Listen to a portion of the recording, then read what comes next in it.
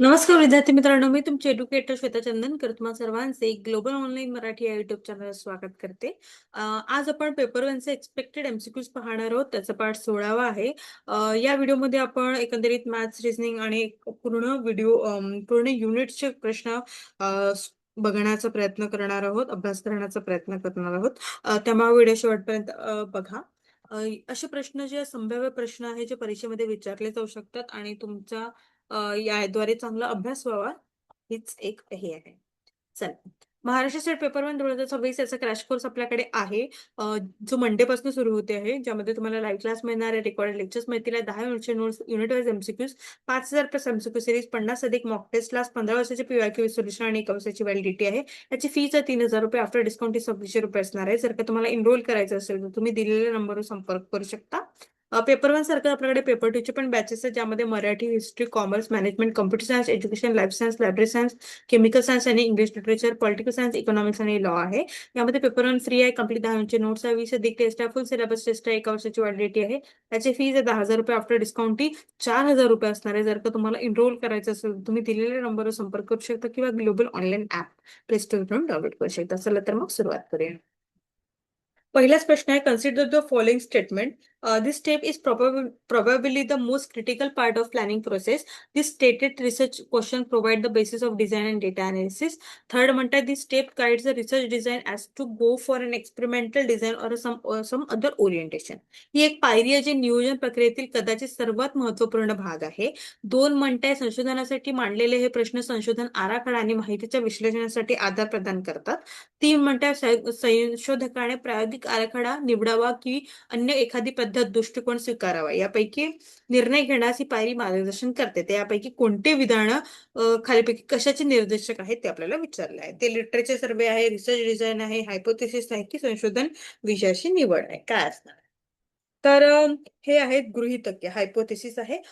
Planning प्रोसेसमध्ये हे अत्यंत महत्वाचे आहे. त्यामुळे काय होते तर संशोधकाला दिशा मिळते, रिसर्च डिझाईन ठरवता येते, डेटा कसा गोळा करायचा ते सगळं यामध्ये असते. एक्सपेरिमेंटल डिझाईन कशा पद्धतीची, दुसरी पद्धत वापरायची, हे सगळं याच्यामध्ये असते आहे. त्यामुळे आपलं उत्तर काय असणार आहे? ऑप्शन सी असणार आहे. युनिट 2 चा प्रश्न आहे हा, रिसर्च ऍप्टिट्यूडचा. ओके. त्यानंतर समोरचा प्रश्न आहे, during research process which of the following types or error are associate with a biasness. संशोधन प्रक्रियेदरम्यान खालीलपैकी कोणत्या प्रकारची त्रुटी ही पूर्वग्रहाशी संबंधित आहे? नमुना त्रुटी, नमुनेतर त्रुटी, ए अँड बी निश्चितपणे सांगता येणार आहे. तर रिसर्च मधील एरर्स जे आहेत त्यापैकी 2 प्रकारचे असतात, sampling error, non sampling error. Sample आणि पॉप्युलेशन याच्यातील नैसर्गिक फरकामुळे होणारी चूक ही रॅन्डम असते. स्वतःहून बायस निर्माण करण्याची इथे आवश्यकता नसते. पण नॉन सॅम्पलिंग मध्ये डेटा कलेक्शन करत असताना, इंटरव्ह्यू देत असताना आपण इत्यादी कारणांमुळे होणारी चूक आणि ती बायस पक्षपात असते त्यामध्ये. ठीक आहे, त्यामुळे आपलं उत्तर काय असणार आहे? ऑप्शन बी असणार आहे. जिथे बायसनेस असते ते आहे नॉन सॅम्पलिंग एरर. ओके, त्यामुळे आपलं उत्तर काय असणार आहे? ऑप्शन बी असणार आहे. ग्लोबल ऑनलाईन आपल्यासाठी घेऊन आले आहे 50 सराव प्रश्नपत्रिका असलेले पुस्तक, ज्यामध्ये 5,000 प्लस प्रश्नाचा संच आहे.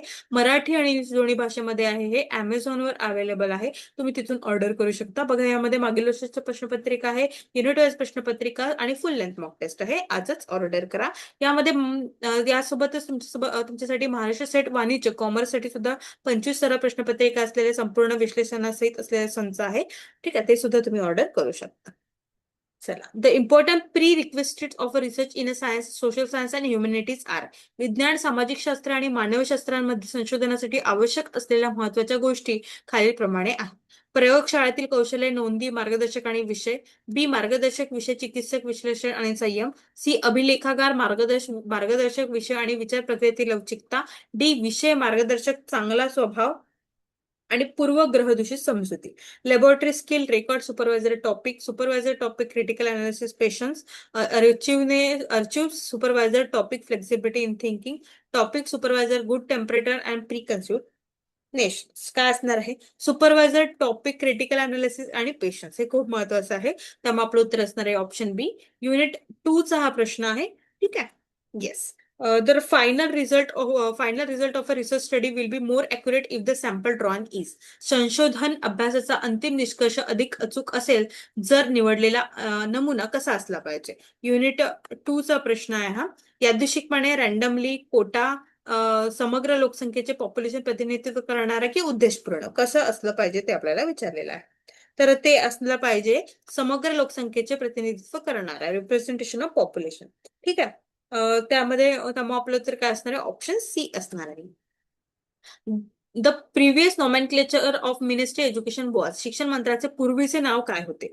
युवा व्यवहार मंत्रालय, मानव संसाधन विकास मंत्रालय, शिक्षण आणि संशोधन मंत्रालय, डी केंद्रीय मंत्रालय. ते होते मिनिस्ट्री ऑफ ह्युमन, मानव संसाधन विकास मंत्रालय. ओके, त्यामुळे आपलं उत्तर असणार आहे ऑप्शन बी.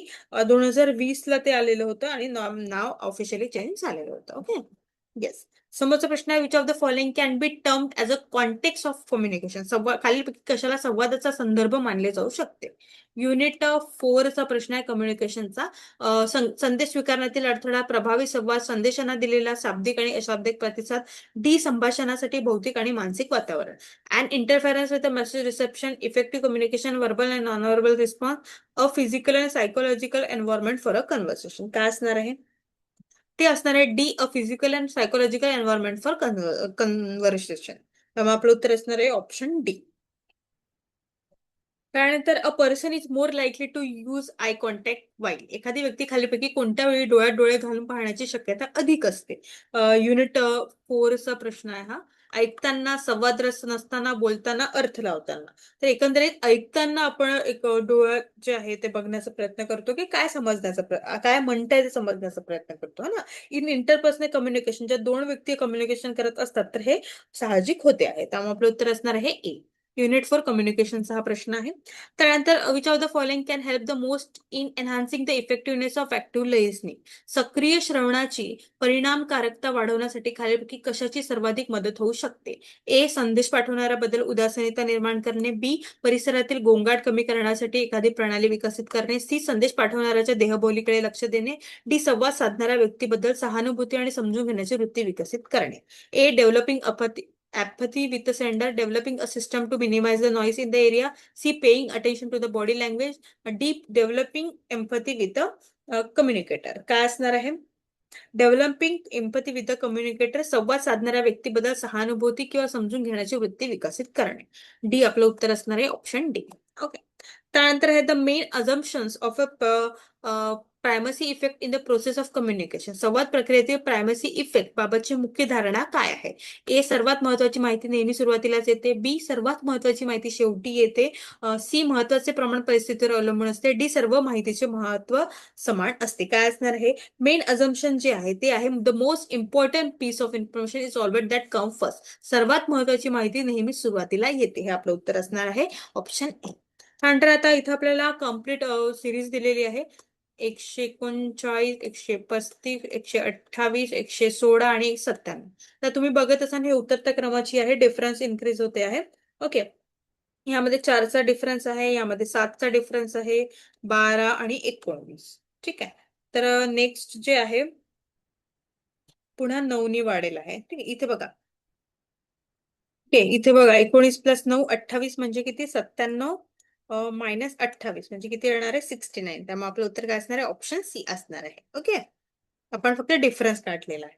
त्यानंतर समोरचा प्रश्न आहे the sum of money is to be divided among P, Q, R 2, 3, 7. If the total share of P and Q is totally is a 1500 less than the P R, what is the share of P? एका ठराविक रकमेचे P, Q, R यांच्यात 2, 3, 7च्या प्रमाणात वाटप करायचं आहे.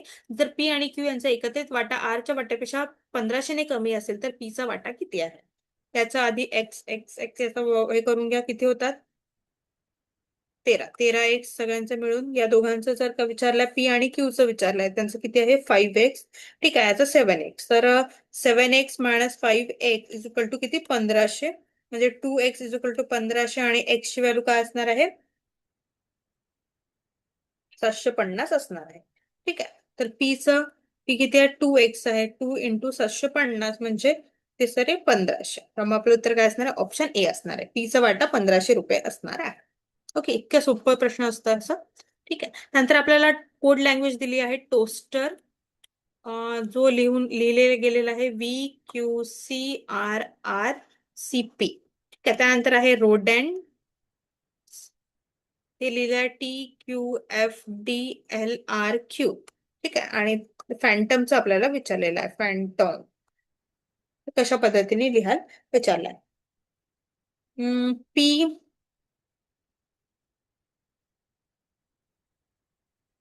बघा, T U बी +2, ओ +2 +2, आता हे -1, हे -2 -2 -2, अशा पद्धतीचं सिरीज सुरू आहे. बघा, +2 R Q R S T. आता आपण इथे करूया. पी +2 किती होणार? आर. एच +2 जे. सी. एन किती? -1 म्हणजे एम. टी -2 म्हणजे आर. ओ -2 म्हणजे एम. आणि हे के. त्यामुळे आपलं उत्तर काय असणार आहे? ऑप्शन सी असणार आहे. RJCMRMK.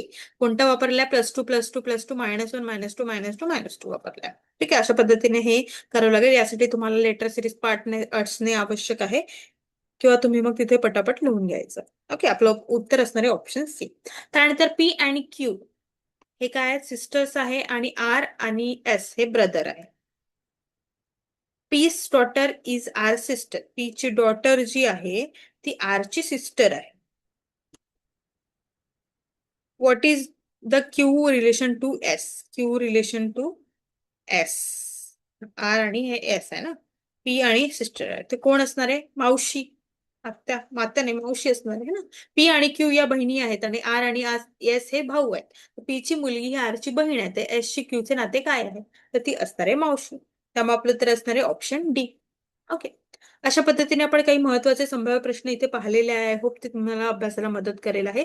तुम्हाला जर का बॅचमध्ये एनरोल करायचं असेल तर तुम्ही दिलेल्या नंबरवर संपर्क करू शकता, किंवा ग्लोबल ऑनलाईन ऍप प्ले स्टोअरवरून डाउनलोड करू शकता. 5,000 आपल्या पुस्तक प्रश्नांचा संच असलेले पुस्तक आपल्याकडे Amazonवर अवेलेबल आहे. आजच ऑर्डर करा. मराठी आणि इंग्लिश दोन्ही भाषेमध्ये आहे. सोबत कॉमर्सची सुद्धा पुस्तक आपल्याकडे अवेलेबल आहे, ते सुद्धा तुम्ही ऑर्डर करू शकता. Okay everyone, that's it for today. Thank you so much.